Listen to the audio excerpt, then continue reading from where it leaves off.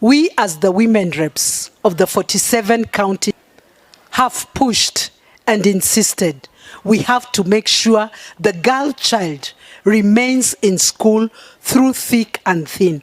And that is why in 2024-2025, in our budget, we passed a budget of 947 million that will buy sanitary towels to the entire girls from our schools.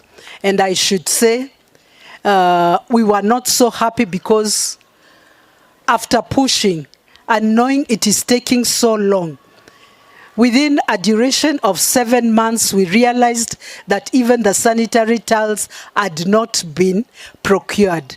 And that is where hell broke loose, and we stormed into the offices and made sure that the process started.